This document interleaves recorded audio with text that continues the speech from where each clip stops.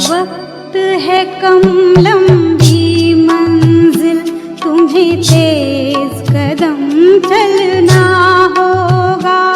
हे परम तपस्या के पथिकों, तुम्हें नूतन पथ रचना होगा।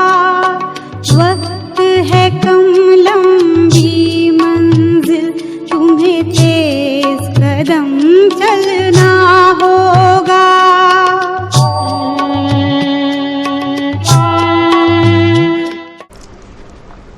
ओम शांति। अव्यक्त बाप दादा के 17-12-79 के महावाक्य। सदा समर्थ कैसे बने। आज समर्थ बाप चारों ओर के मास्टर समर्थ बच्चों को देख रहे हैं। एक सदा समर्थ, दूसरे हैं कभी समर्थ, कभी व्यर्थ की तरफ भी आकर्षित हो जाती, क्योंकि जहाँ समर्थ स्थितियाँ वहाँ व्यर्थ हो नहीं सकता। लेकिन बाबा ने कहा विकल्पों की स्टेज को तो मेजॉरिटी ने समाप्त कर लिया, लेकिन व्यर्थ देखना, व्यर्थ सुनना और सोचना, व्यर्थ समय गंवाना, इसमें फुल पास नहीं है। क्योंकि अमृत वेले से सारे दिन की दिनचर्या में अपने मन बुद्धि को समर्थ स्थिति में सेट करने का प्रोग्राम नहीं बनाती, इसलिए अपसेट हो जाती। ऐसे अपनी मनसा समर्थ स्थिति का प्रोग्राम सेट करो। अपने मन को समर्थ संकल्पों में बिजी रखेंगे तो मन कभी अपसेट नहीं होगा। सारे विश्व में ईश्वरीय संतान के नाते, ब्राह्मण जीवन के नाते आप कितने भी वी लगा सकते हो, बाबा ने कहा कम है। क्योंकि आपके आधार पर विश्व परिवर्तन होता है। आप विश्व के नव निर्माण के आधार मूर्त हो। बेहद के ड्रामा अंदर हीरो एक्टर हो और हीरो तुल्य जीवन वाले हो। ये शुद्ध नशा समर्थ बनाता है और देह अभिमान का नशा नीचे ले आता है। बाप दादा ने अमृत वेले से लेकर रात के सोने तक मनसा वाचा कर्मणा और संबंध संपर्क में कैसे चलना है, वह रहना है, सबके लिए श्रीमत अर्थात आज्ञा दी हुई है। मनसा में स्मृति में क्या रखना है, बाप के संबंध से बाप के फुट स्टेप लेने वाले, आज्ञाकारी, कदम के ऊपर कदम रखने वाले। दूसरा नाता है सजनियों का। साजन के कदम पर कदम रख चलो। सारे दिन में चलते चलते कोई ना कोई अवज्ञाओं का उल्लंघन हो जाता। वो बातें छोटी छोटी होती, लेकिन अवज्ञा होने से थोड़ा थोड़ा बोझ इकट्ठा हो जाता। आज्ञाकारी को सर्व संबंधों से परमात्म दुआएं मिलती हैं, ये नियम है। तो बाबा ने कहा परमात्म दुआओं के आज्ञाकारी आत्मा सदा डबल लाइट उड़ती कला वाली होती है। ऐसे विल पावर प्राप्त करने वाली आज्ञाकारी आत्मा वर्षा, वरदान और दुआएं सब प्राप्तियां कर लेती है। जब बीज शक्तिशाली है तो फल जरूर शक्तिशाली होगा। सदा और स्वतः आज्ञाकारी बनना। व्यर्थ तरफ आकर्षित होने कारण अवज्ञा, बड़ी बड़ी अवज्ञाएं नहीं करते, छोटी छोटी बाबा ने कहा। इसलिए बाबा की पहली आज्ञा है पवित्र बनो, काम जीत बनो। तो बाबा ने कहा कभी कभी भाइयों को क्रोध, उसमें फेल हो जाती। क्रोध नहीं किया लेकिन थोड़ा रोब भी दिखाना पड़ता है। जब असंभव को संभव कर लिया, बाबा ने कहा ये तो छोटा भाई है क्रोध, तो छोटी अवज्ञा अमृत वेले का नियम आधा पालन करते, उठ कर के तो बैठ जाते। बाप की आज्ञा विधि से सिद्धि को प्राप्त करना। स्वीट साइलेंस के साथ साथ निंद्रा की साइलेंस भी मिक्स हो जाती। फिर बाबा ने कहा देखने में बड़ा मज़ा आता है। बाबा कहते सप्ताह की टीवी देखो, नेमीनाथ बनते हो, सिद्धि स्वरूप नहीं बनते। जैसे आज्ञा है किसी भी आत्मा को ना दुख दो ना दुख लो, इसमें भी दुख देते नहीं लेकिन ले लेते हैं। फिर बाबा ने कहा, सुन लिया ना, दुखी हुए, सुनी हुई बात न चाहते भी मन में चलती है। ये क्यों कहा, ये ठीक नहीं, ये नहीं होना चाहिए। तो बाबा कहते ये आदत पड़ी हुई है ना 63 जन्मों की। तो बाबा कहते न व्यर्थ सोचो, न व्यर्थ देखो, न व्यर्थ सुनो, न व्यर्थ बोलो, न व्यर्थ कर्म में समय गमाओ। आप बुराई से तो पार हो गए, अब ऐसे आज्ञाकारी चरित्र के चित्र बनाओ, आज बाबा ने कहा। तो बाबा कहते आप बच्चे कोई फिक्र या चिंता होती है तो उदास हो जाती।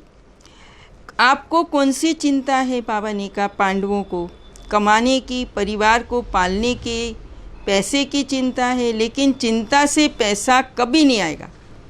मेहनत करो, कमाई करो, बाबा ने कहा, बाकी चिंता को छोड़कर कर्म योगी बनकर काम करो, तो जहाँ योग होगा वहाँ कार्य कुशल होगा, सफलता होगी। चिंता से कभी पैसा नहीं आएगा। अगर चिंता से कमाया हुआ पैसा आएगा भी तो चिंता ही पैदा करेगा। बाबा ने कहा अगर चिंता से कमाया हुआ पैसा आएगा तो चिंता पैदा करेगा, जैसा बीज होगा वैसा फल निकलेगा। और खुशी खुशी से काम करके कमाई करेंगे तो वो पैसा भी खुशी दिलाएगा। वो 2 रुपया भी 2000 का काम करेगा और वो 2,02,000 रुपये का काम करेगा। अब हिसाब देख लो। सच्चे दिल वालों को सच की कमाई मिलती है, बाप भी दाल रोटी जरूर देंगे, सुस्त रहने वालों को नहीं देंगे। बाबा ने कहा काम तो करना ही पड़ेगा, क्योंकि पिछले हिसाब किताब भी तो चुकतू करने हैं, लेकिन चिंता से नहीं, खुशी से करो, योग युक्त होकर करो। योगी का कार्य सहज और सफल होता है, मजबूर होकर करते तो थक जाते। बाप ने डायरेक्शन दिया है, योग से हिसाब किताब चुकतू करो। अब ये सोचो कि योग से बंधन मुक्त कैसे बने। ये भी बाबा ने कहा ज़्यादा नहीं सोचो, सोचने से कुछ नहीं होता, करने से होता है। सोचते सोचते मानो उसी समय अंतिम घड़ी आ जाए तो पिंजरे में ही चले जाएंगे। बाबा ने कहा अंत में अगर बंधन याद रहा तो गर्भ जेल में जाना पड़ेगा, और खुशी खुशी से जाएंगे तो एडवांस पार्टी में सेवा के लिए जाएंगे। इसलिए कभी भी अपने से तंग नहीं हो, खुश रहो सदा। बाबा ने कहा खुशी के गीत गाओ, अपने मन से नहीं बंधो, लेकिन डायरेक्शन से पिछला हिसाब किताब चुकतू कर रहे हो, मजबूरी से नहीं, प्यार से करो। फंसो भी नहीं और मजबूर भी ना बनो। हंस हंस के काम करो जैसे खेल कर रहे। बिजनेस करो, दफ्तर का काम करो, लेकिन खेल खेल में करो, तो खेल में तो मज़ा आता है। बाबा ने कहा ऐसी अवस्था सदा रहे। हमें स्वयं बाप ने कोटों में से कोई में को चुना है। अतीन्द्रिय सुख अर्थात आत्मिक सुख, आत्मा अविनाशी है तो आत्मिक सुख भी अविनाशी होगा। मेरे को दुख नहीं होता, लेकिन दूसरा दुखी देख क्या करें उसको। दूसरा देता है तो लेते ही क्यों हो। बाबा ने कहा कोई भी चीज़ आपको दे, आप नहीं लो तो वो किसके पास रहेगी? उसके पास ही रहेगी ना। उनके पास है ही दुख, तो बाबा कहते वो क्या देंगे? आपके पास सुख है, सुख दो और सुख लो। कोई दुख दे तो उसे परिवर्तन कर आप उसको सुख दे दो, उसको भी सदा सुखी बना दो। सुख दाता के बच्चे हो, सुख देना, सुखी रहना। बाबा कहते ये आपका काम है, तो सदा और स्वतः आज्ञाकारी बनना। बाबा कहते, और बाबा कहते सदा वाह रचता, वाह मेरी रचना। जो प्रिय होता है उसको सदा सब कुछ देकर संपन्न बनाते हैं। तो बाप ने हर एक श्रेष्ठ रचना को विशेष तीनों संबंध से संपन्न किया है। प्यार की विशेषता यही, जिससे प्यार होता है उसकी कमी अच्छी नहीं लगेगी, कमी को कमाल के रूप में परिवर्तन करेंगे। सदा शुभ संकल्प रहता है। कोई मेहनत आवश्यक हो तो करो, बाबा ने कहा, लेकिन ब्राह्मण जीवन में मेहनत करने की आवश्यकता ही नहीं, क्योंकि दाता, विधाता और वरदाता तीनों संबंध से इतने संपन्न बन जाते हो जो बिना मेहनत रूहानी मौज में रह सकते हो। वर्षा भी है, पढ़ाई भी है और वरदान भी है। सतगुरु हर कदम में वरदानों से चला रहा है। तो बाबा कहते वर्षा, कभी वर्षे के रूप में व बाप को दाता के रूप में याद करो तो रूहानी अधिकारीपन का नशा रहेगा। शिक्षक के रूप में याद करो तो गॉडली स्टूडेंट, इस भाग्य का नशा रहेगा। जो हर कदम श्रेष्ठ मत से चलते, उनको हर कदम में कर्म की सफलता का वरदान सहज, स्वतः और अवश्य प्राप्त होता है। सतगुरु की मत श्रेष्ठ गति को प्राप्त कराती है। जैसी मत वैसी गत। अभी अभी कर्म करो, अभी अभी प्राप्ति का अधिकार प्राप्त करो। इसको कहते हैं एक हाथ से दो, दूसरे हाथ में लो। मेहनत करने के कारण दो ही हैं, बाबा ने कहा, या तो माया के विघ्नों में फेल हो जाते, या संपर्क संबंध में, चाहे ब्राह्मणों के चाहे अज्ञानियों के, दोनों संबंध में कर्म में आते, छोटी सी बात में व्यर्थ फील कर देते, जिसको आप लोग फ्लू की बीमारी कहते हो। यहाँ आत्मा की स्थिति हिलती है, मन हिलता है और मुख कड़वा हो जाता।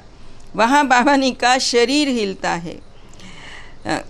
यहाँ भी मुख से कड़वे बोल बोलने लग पड़ते तो क्या होता है, कभी सर्दी कभी गर्मी चढ़ जाती।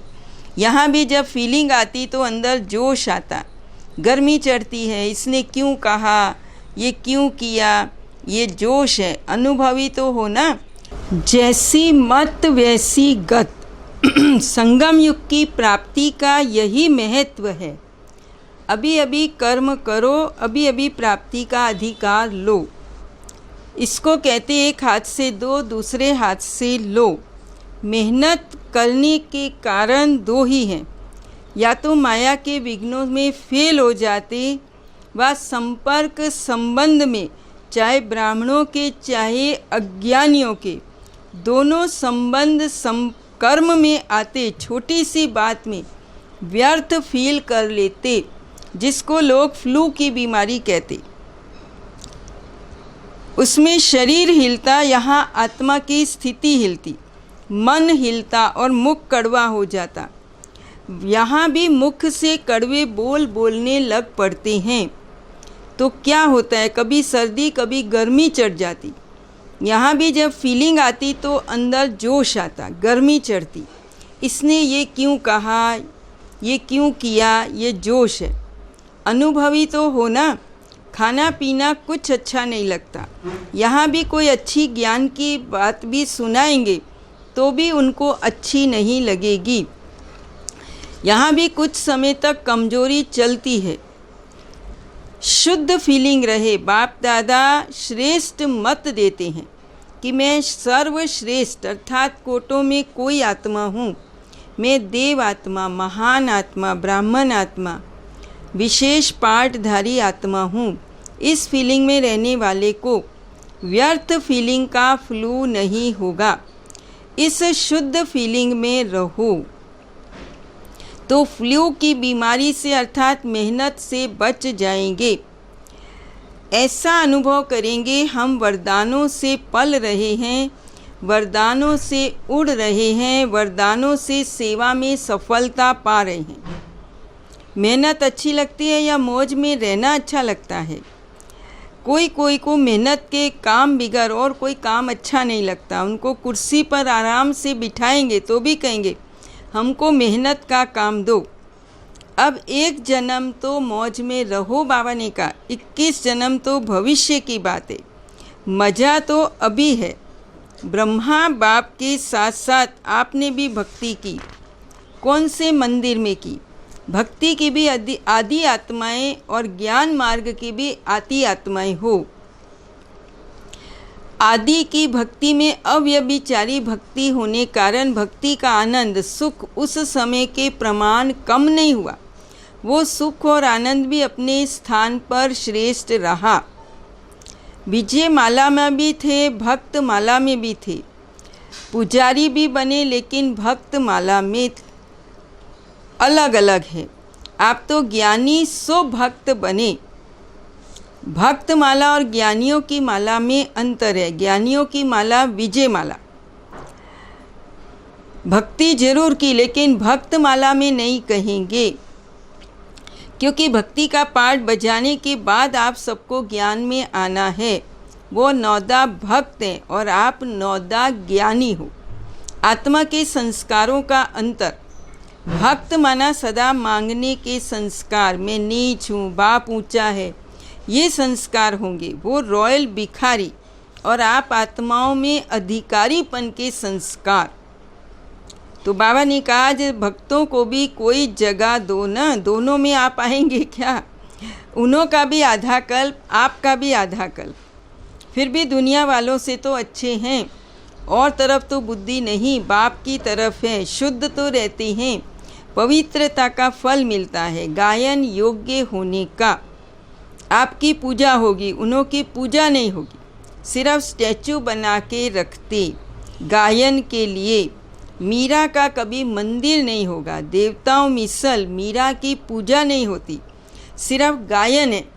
अभी लास्ट जन्म में चाहे किसी को भी पूजा कर ले, किसी की भी, धरनी को भी पूजते हैं, वृक्ष को भी पूजते हैं, लेकिन नियम प्रमाण उन्हों का सिर्फ गायन होता है, पूजन नहीं। और आप पूजनीय बनते हो। ये नशा सदा स्मृति में रखो। पूज्य आत्मा कभी अपवित्र संकल्प को टच भी नहीं कर सकती, ऐसे पूज्य आत्मा हो।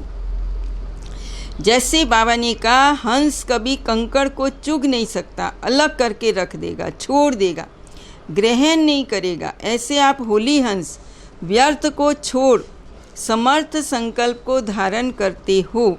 व्यर्थ को धारण किया तो होली हंस नहीं कहेंगे, वो तो बगुला धारण करता है। व्यर्थ बहुत सुना, बोला, किया, उसका परिणाम क्या हुआ? बाबा ने कहा सब कुछ गंवा दिया। तन भी गंवा दिया। देवताओं के तन देखो और अभी के तन देखो, जवान से भी बूढ़े अच्छे हैं। तन भी गंवाया, मन का सुख शांति भी गंवाया, धन भी गंवाया। होली हंस गंवाने वाले नहीं, जमा करने वाले। अभी 21 जन्म तन भी अच्छा मिलेगा और मन भी सदा खुश रहने वाला। धन तो ऐसे होगा जैसे अभी मिट्टी है। अभी मिट्टी का भी मूल्य हो गया है, लेकिन वहाँ तो रत्नों से खेलेंगे, रत्नों से मकान की सजावट होगी। कितना जमा कर रहे हो? जमा होता है तो दिल भी बड़ी होती है। बाबा ने कहा हर कदम में जमा का खाता बढ़ता जाता है। बाबा ने कहा चेक करो। अभी तो समय की वैल्यू का पता पड़ गया कि संगम का 1 सेकंड कितना बड़ा है। सेकंड गंवाना माना वर्ष गंवाना।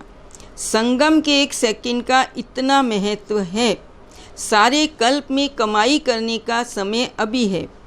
होली हंस स्वप्न संकल्प में भी कभी व्यर्थ नहीं गंवाएंगे।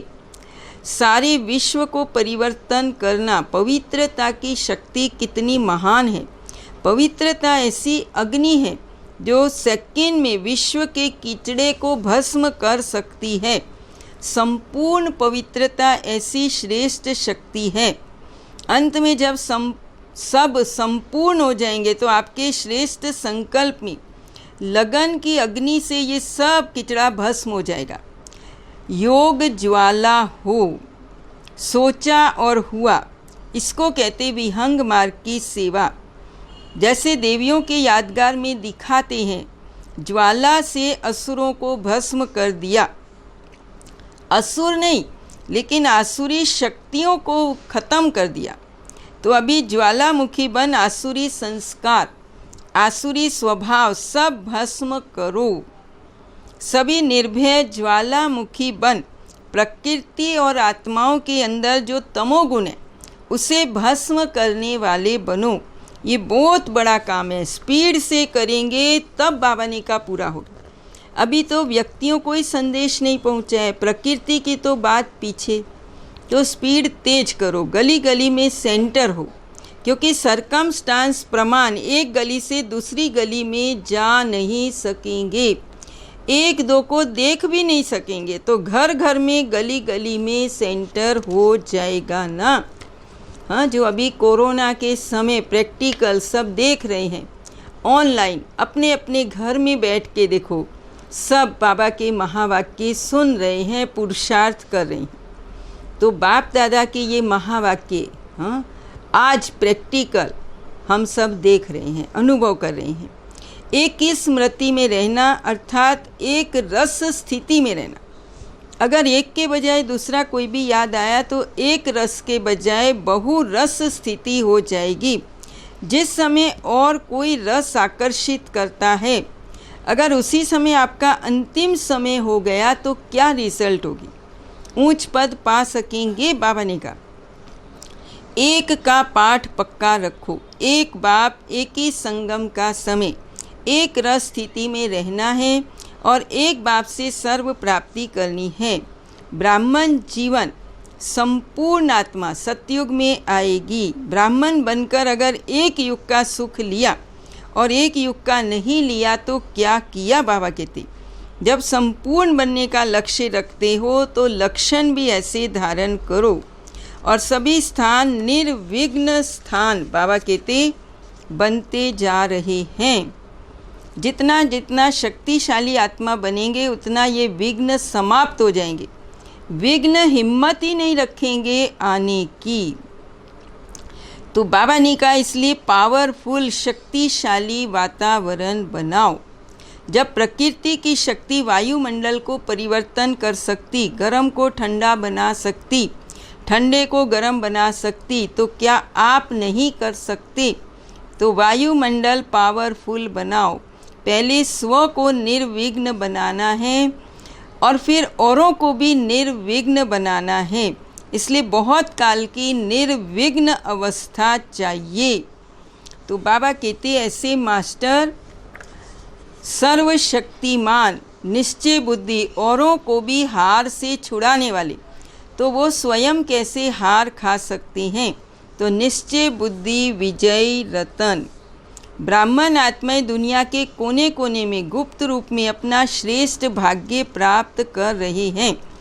दिव्य बुद्धि और दिव्य दृष्टि चाहिए जो बाप ने आप विशेष आत्माओं को दी है। तो बाबा ने कहा हम वर्षे के अधिकारी हैं। कहाँ प्यासी आत्माएं और कहाँ अधिकारी। तो अधिकार की निशानी है अपनापन। तो बाबा कहते मुरलीधर की जो मुरली है उसका सार दो शब्दों में, आना और जाना। मैं अशरीरी आत्मा शरीर के बंधन से न्यारी हूँ, कर्म करने के लिए कर्म में आती हूँ और कर्म समाप्त कर कर्म संबंध से न्यारी हो जाती हूँ। तो ये अभ्यास बाबा ने कहा पक्का करो। स्वमान में मजबूत रहो।